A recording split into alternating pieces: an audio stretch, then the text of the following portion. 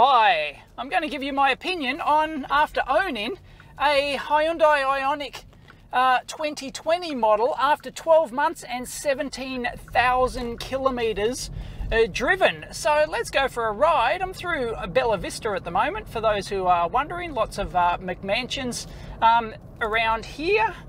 Quite reasonably expensive, suburb out in Sydney. Anyway, let's go. I love it. TLDR, I love it. I would definitely buy another one. I would recommend it. It handles like a real car, it feels like a real car, but of course, being fully electric, there's no vibration, there's no noise, there's no emissions. It's just absolutely fantastic.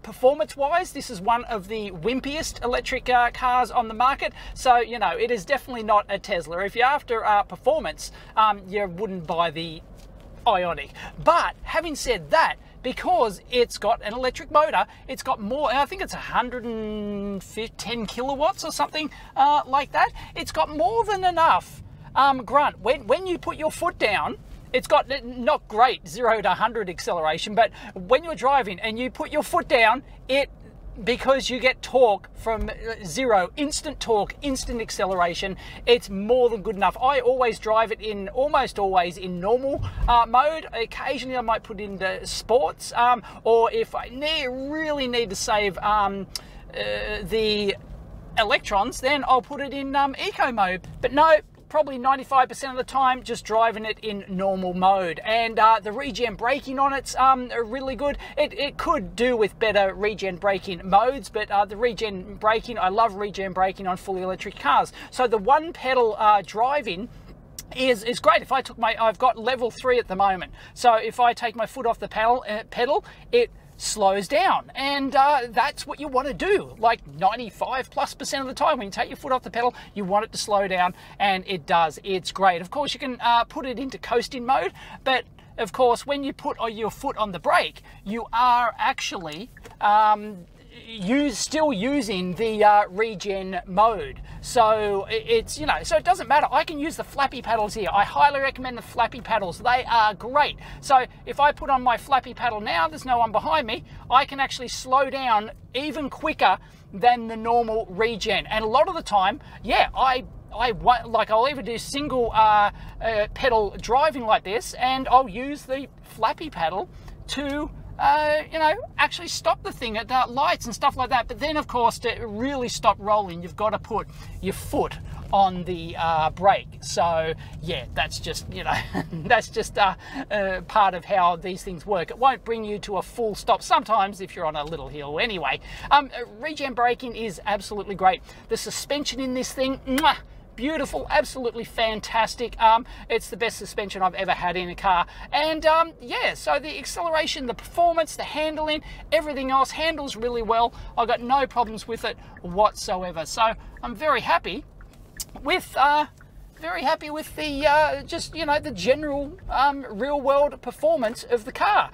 And it's a very roomy, comfortable car, good enough for a family of 4 with 2 kids in the back. The boot space is adequate. Like, it's not a large car, but it's adequate for like a whole week's worth of shopping, stuff like that. To transport some stuff, you've got to put it over the lip because it's not like a flat hatchback kind of thing. So yeah, it's not the most versatile boot. And I've folded the seats down a couple of times to put larger things in there and things like that. But generally boot space is adequate. You can't fit bikes in there, for example, but it's good enough for a family of 4 to go away for a long weekend or something like that. It fits all our suitcases in there. It fits, some other games and toys and, other miscellaneous things in there. It's good enough for that. It's not good enough for like a big couple of week-long road trip. We've still had to take, even though we own this and have no problems with the range, we still have to go with our internal combustion engine Nissan Dualis Plus 2 car, because it simply has more space to carry all the stuff and put the bike racks on the back and everything else. So yeah, it's but I knew that when I bought it, so it's not like, oh geez, doesn't have enough room. I knew how much room it had when I got it. Now, as far as the like the dash instrumentation and everything like that, I'll complain about that a bit more later. But generally, I like it. You know, it's fairly good. Especially, I do like the GPS integration with the console, with the cluster display, the heads up. So if I'm using the GPS in it, and the instructions and directions will show up on the cluster straight in front of me, so I don't have to look at the screen over here, and that is great. I really love that. Having said that, I'll do my downsides later, but yeah, GPS is one of them. GPS is not that good. It's got little annoying things like it doesn't fill in as you type and stuff like that, like a good Garmin GPS will, like I'm used to using. So, you know, so yeah, it's not that terrific, the built-in GPS, but it's adequate. Sometimes we've had to use, we get out the phone and use Google Maps instead, but probably for 85% of the users, the internal GPS is okay. Now, one of the things about the IONIQ is that it's very efficient. It has one of the best drag coefficients on the market of 0.24. So even though it's only got a relatively small pack for a fully electric EV, 37.5 kilowatt hours, you do get the full genuine 315 kilometer range in this thing. If you're generally like flat city driving, it's different. If you're coming down the mountains and things like that, I can come down from the mountains from Blackheath down here to Sydney and use no energy whatsoever in either coasting mode or in regen mode. So that throws off the calculations a little bit, but you know, like we have actually gone up there and said, right, and it's told us we don't have the range to get home, but we knew we were coming down the mountains and it wasn't a problem. But you know, I'm actually quite impressed that the range is fairly spot on for general Sydney driving, so I've had no problems with it whatsoever. So I typically charge it to 80%, which helps the battery life in it, like long-term battery life, which has an 8-year warranty, by the way, those who are wondering about, you know, oh, you have to change the battery in 5 years. Well, no, it's got an 8-year warranty for a certain life, so no problems whatsoever. So let's just head back to Norway, shall we? Now, as far as the like automation features in this thing, I do like the follow cruise control, where you can set like three different distances to follow the car in front, and it'll automatically decelerate and accelerate up to your set speed to follow the car in front. And that's really quite good for long distance driving. I've done a fair bit of long distance stuff in this, and that is a really nice feature that I wouldn't want to lose that sort of thing. It's really handy. Now, it does have lane changing warnings. So there's actually indicators on each mirror that pop up and tell you if there's a car. Like if you put your blinker on, it'll pop up and tell you that there's a car in either of those lanes before you turn. It'll warn you. It's a nice loud warning signal, and I've never had it fail. It's really good. So, you know, I trust that a fair amount. It works really well. Now, the rear view mirror in this thing, it does take some getting used to, because there's a big split in the middle of it. Here's a photo of that, and you kind of get used to it, but that's due to the really flat nature of like the hatchbacky kind of tailgate they got on this thing. So yeah, you just get used to it, but it's not the best. It's kind of a little bit annoying. That's where the rear view camera in this thing comes on. I've never had a rear view camera in a car before, and I wouldn't want to be without it. And it's got great like lane guidance indicators that actually change when you change the steering wheel to know if you're gonna, you know, if you're backing into your space properly, how to line it up, things like that. And it works quite well. I'm very happy with that feature. It's a nice wide angle rear one, and I can set it while I'm driving too. If I can't see out the back, then I can turn that on to the screen, and I can view out the back, because I've loaded things up and I haven't been able to see out the back. So that's really nice. The rear view mirrors are pretty decent in the thing. I love the folding ears, the electronic folding ears, because we've got a very narrow garage, so we'll fold those in every time we go in the garage. Winner. Now, the downsides of this thing. I've noticed a few bugs. Whether they're bugs or features, I don't know. One of the annoying ones, and I'm probably not going to explain this correctly because it's kind of hard to explain, but if I open the passenger door, and which is on that side here in Australia, if I open that and then close it, depending on what state the car's in, like the radio will stay on. It's really annoying. It'll eventually turn off later, but it's something that doesn't do with the passenger door. So there's with the driver door. So there's something weird something weird happens with with the passenger side door sensor on this thing. It's just, you know, I just find it annoying. Okay, let's head down. Let's go past ResMed, shall we? Also known as the ResMed Retirement Village, where a lot of engineers retire to. It's on the right-hand side here, and Norwest Private Hospitals down here as well. But yeah, big campus. The Res, like, they've got their own like walking tracks and stuff out there. Huge. I don't know how many acres it is, but it's quite large. The ResMed Retirement Village.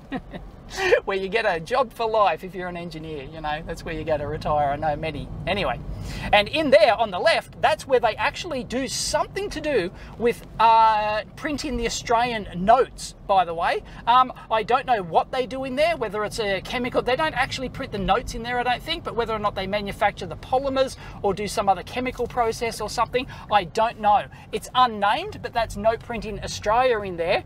And it's got no name and a big barbed wire fence and a big security system and everything else. So anyway, yeah. I'll just randomly drive around the back here, shall I? And one thing that happened once on me is the screen. The info screen did actually crash on me. I just simply restarted everything and it came back. Haven't had a problem since, but it did actually lock up on me once, which I've heard is a lot less than Tesla's. The other kind of useful but also annoying thing is the lane guidance thing. This thing will drive itself. It'll give you a warning if you take your hands off the wheel, but technically it can drive itself, and it will actually steer you back into the lane and will keep you in the lane, and it'll like go around corners and everything. Yeah, it does actually technically work, but a lot of the time it will actually quite aggressively like pull you back. You'll feel the steering wheel suddenly come back because the camera got confused or something, and yeah, it's just like you can override it with, you know, a bit more force on the steering wheel, but if you're not expecting that, you know, it's rather startling to have it like, you know, suddenly try to pull you in front of this truck here, for example, and well, that's not great, is it? But it's more annoying. I don't, you know, like, unless you got your hands off the wheel, like I've been able to auto-correct it. I haven't felt like I'm going to have an actual collision or anything like that. But yeah, I don't trust these bloody auto-pilot things. Having said that, one of the other things, so as I said, if I put my blinker on, it'll check to see if there's a car next to me, and if I'm on a set of lights that has two turning lanes, right, two lanes that are turning across, then it thinks I want to go into the other lane when I don't. I just want to stay in the one lane, and you know, and I'm simply putting my blinker on as you're supposed to do, because you turn in at a set of lights and it thinks I'm going into the other lane, so it beeps, warns at me, and it's just like, it's just really dumb. It's really dumb. It's just, once you just tend to ignore it eventually, except when you're doing normal driving, but still, it shouldn't do that. It kind of should know that there's two lanes there, and you know, realize that you don't want to, but I guess it doesn't know your intentions. I might want to turn into that lane, but you wouldn't do it at a set of lights. I don't even think that's legal, is it? Technically, I don't know, but it's just kind of annoying.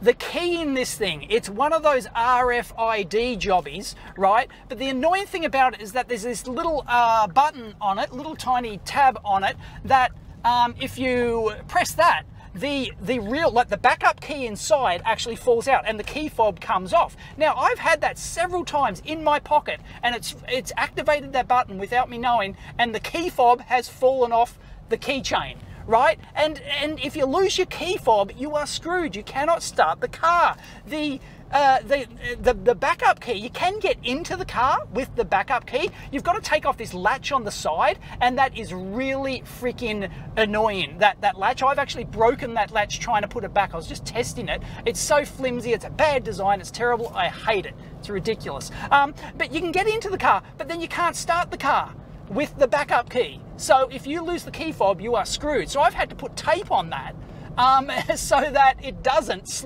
accidentally slide off. It's so annoying. Now, firmware update and map update, you can actually do it yourself. It's a little bit quirky on the website, but you can download it onto a USB stick and you can plug it in and you can do the update. And I thought I was smart by doing that. I thought, like, I thought I was just downloading a map update. okay, because I just wanted to update my maps, didn't want to touch anything else, and no, it updated the entire firmware of the car, and when it did this, it actually removed one of my favorite features, which was a histogram display. There's like 3 panels on the main display here, and one of them I had set to a histogram thing. They actually removed that entire feature. They actually, like, it's totally gone. I could not find it. Then I had to ask on the forums, has anyone else encountered this? And everyone says, oh yeah, they actually removed that feature. It's gone. Like, whoa, so frustrating. Anyway, I found that really, really annoying. They updated the look and the feel of like all the instruments on there. The radios all changed, and I couldn't figure out how to like tune the stations properly. It took me a while to figure all that stuff out, and it was just, it's just really annoying. So yeah, don't make major changes like that. It just pisses people off. Now, on the charging side of things, one thing I don't like, and I've done a separate video on this, I'll link it in, is when you're at like a 50 kilowatt, like a fast charger, a DC fast charging station, then it will not charge it. Like, this thing's capable of charging at the full 50 kilowatt rate, okay, but only when your battery is quite low. I think it's under 50%, it'll only do that, and then it'll taper off at 60%, and then 70% and 80%. I can't remember the exact numbers, but it tapers right down to like 12 or something like that, and it's really dumb. I'd love to have, like, I can understand why they do that. That's to increase the longevity of the pack, and with an 8-year battery warranty, I can understand that they're being cautious, but I'd love to have a temporary override on that, saying, no, I need to fill up at the full 50 kilowatts until at least 80%.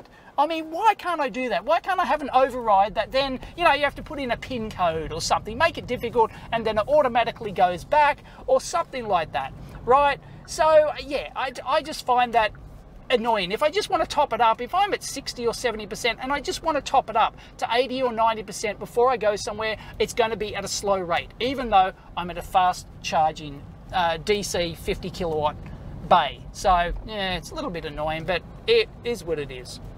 And as far as AC charging goes, I'm talking level 2 AC charging here. The DC is level 3. Level 2 AC charging, it's limited to single phase, so it can only do 7.2 kilowatts charging. It can't do the 24 kilowatts charging that you can get with 3 phase. So it's like the pins are there on the actual connector, of course, but there's no 3 phase charging circuitry in there, so you cannot charge using 3 phase, even, you know, if the charger you're at actually supports that. It'd be nice to be able to fast charge using a 3 phase AC charger as well. That'd be nice. And there's another annoying thing, is that when you plug in to an AC charger, there's a lot of them around that don't have a stop button on them, right? And there's no stop button on the screen. Like, I can't just stop.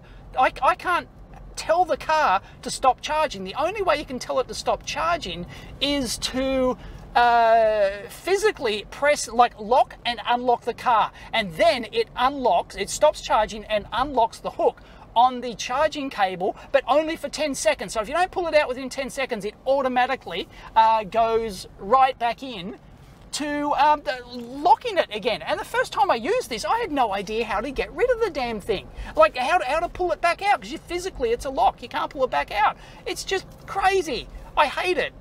Yeah, that's a real. Why can't there be a big charge stop button right on the car that simply releases the damn thing? I just think that's stupid. Ooh, let's have a look at some new houses down here. These have just been built. These are brand spanking. I did this on my other video, didn't I? I think I did. I had to reshoot this one because I lost some footage. So yeah, sorry about that. That's a dead end. Here you go. This will probably be a dead end down here too, but these are all new. These are all probably all $2.5 million buck houses. Right out here in the suburbs. Oh no, I might be able to get back. So anyway, yeah, no, dead end. There you go, dead end. There's Norwest over there. You can see it. There's some giant houses. You can see those, and yeah, that's it. So I probably have like a few other quirks and stuff like that. I do like, one of the things I like on the cluster here is it tells you how many kilometers you've put back in. Like just then it told me I've put back in like 300 meters of range or something like that. Like it's really quite good. I don't know how accurate it is, but you know, I assume it's, you know, it's ballpark accurate, so good enough for Australia. And yeah, I just like that little little display there that tells you how much energy you put in every time you brake. It's very nice. It's just so satisfying knowing that I charge this from my excess solar at home, so it basically doesn't cost me anything most of the time to charge this thing up, knowing that it's charged from the sun for free, and knowing that I'm putting energy back in when I do the regen braking. It's great. Oh, someone's got a tennis court there. Fancy pantsy.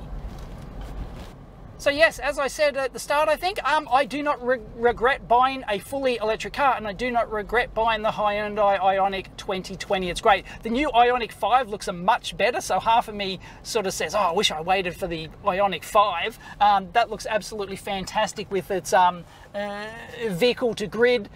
You know, you can like power stuff from the car. That'd be really nice, and it just looks funky, and like it looks bigger, and it just, everything about the IONIQ 5 looks great. But the 2020, if you want to pick up one, obviously you can't buy this anymore, but if you want to pick up one of these secondhand, I wouldn't have an issue with it. I don't know about apps where you can check like the state of the health of the battery. As far as I know, none are available, like actual individual cells and stuff like that, like you can do with the Leaf. So if you're buying secondhand, I don't know, you might have to go on the forums and ask about that sort of stuff. But it's a great car. I'm very happy with it. Yeah, I had a long list of little things that sort of annoy me with it, but nothing, absolutely nothing on it is a showstopper and makes me think, no, this car, I hate this car. It's really annoying. I wish I didn't buy it, or I wouldn't buy it again. I would certainly buy it again.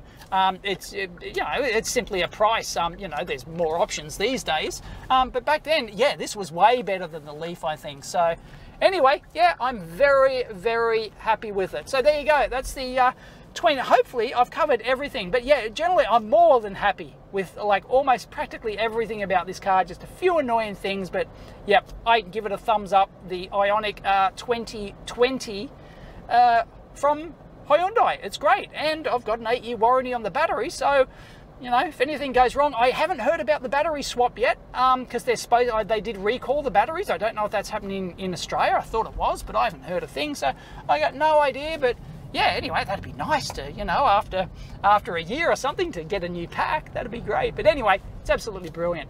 Anyway, hope you enjoyed it. If you did, give it a big thumbs up. As always, discuss down below. Catch you next time. Now, as I said, the Trickle Charger that comes with this thing is really quite nice. I like it, and it does almost most of our charging. If I go to it, like there's a pub just down the road here, which has a level 3 charger in it. In fact, I might turn around and go back, and I might go in and show you an EV charging spot, actually, if my camera lasts and doesn't overheat again. Yeah, it did bloody overheat. Anyway, let's go in here and see if there is a 3-phase charger available, or only single phase for this car. Yes, it's available. Look at this. There it is, over here. So I'm actually going to pull in here and charge her up. Just because I can. Ooh, it's dark and spooky down here. So there you go. I didn't get iced, as they call it, which is when you turn up to an electric car spot and it's been taken by an internal combustion engine car because they didn't read the sign, or they just don't care. So I can just take out my trusty AC charging cable from here and plug her in. And plug her in. Green. Charging for free at the local pub. Winner, winner, chicken dinner. But, you know, you got to buy something. So that's charging at just over 7 kilowatts at the moment, which, as I said, is the maximum with a single phase level 2 AC charger. The other annoying thing about this is getting it back out of here. I don't think there's an option, at least I don't think I've found it, on the car to actually, because this has a lock, I can't physically remove this until it's stopped charging, and this has no end of charge capability on it. So to release this, you've got to actually press the boot release key, but if you don't pull the thing out within 10 seconds, it re-locks again. And the first time I used this, I had no idea how to get this out. I felt really dumb. I think it's a really stupid system. But then again, it's also dumb on the part of this is one of these EO chargers, and it just doesn't have like a stop, which could then send a command to the car saying I'm not charging anymore, and then it would release the physical lock on this. But yeah, I just think that's dumb. Yeah, so I physically got to lock the car, unlock it, and unlocking has done that. So you've got to physically lock and unlock the car to get it out. But as I said, you've only got 10 seconds, otherwise, or something like that, and then it just locks again, and you just, like, can't get it out.